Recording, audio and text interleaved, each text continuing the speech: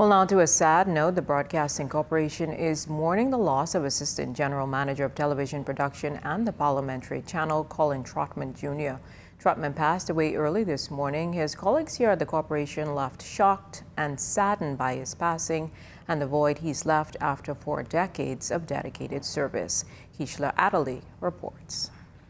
It's difficult to separate Colin Trotman from the Broadcasting Corporation of the Bahamas. He grew up here.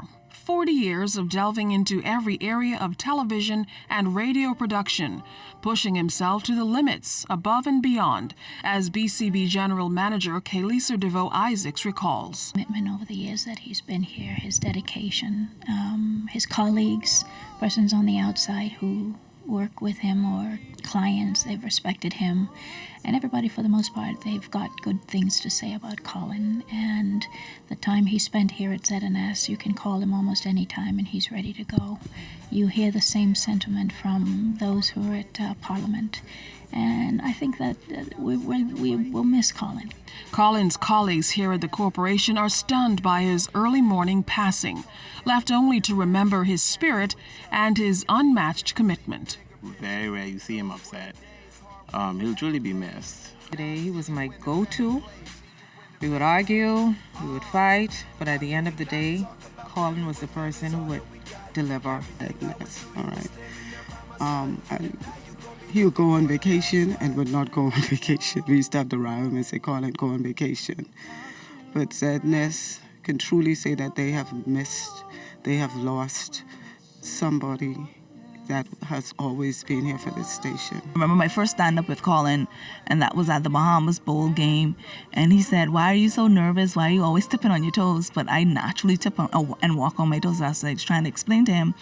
And he said, no. And he made me take off my shoes. So this morning when I was doing traffic, in honor of Colin, I took off my shoes and I did traffic because that's the first thing he said. Just be you. Colin and I had breakfast together yesterday. We sat down and we were talking about shift changes and different things, and that I got called away by Charles to a meeting, and I turned around, kind of hesitantly to leave my breakfast, and he said, "Don't worry about it, I'm right here, I'm gonna guard this breakfast for you. I'll see you when you get back." And that's the last thing, goes to show how short life is and how you have to pretty much cherish every moment. From the time I've been here, ZNS has been quite supportive of me. We know that he was extremely dedicated to ZNS. He loved ZNS, probably way beyond he should have. But we've lost someone who represents what this institution should be in a way. And I'm sure we will all miss him. A career that dates back to August 15th, 1979. It's nearly 40 years to the day he began his love affair with broadcasting.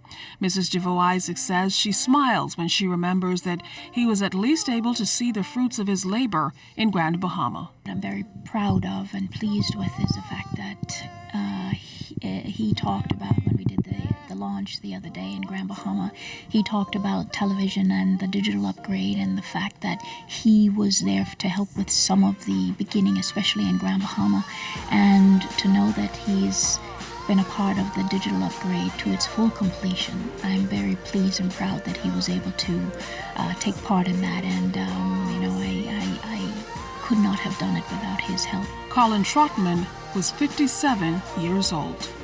Keishla Adderley, ZNS Network News.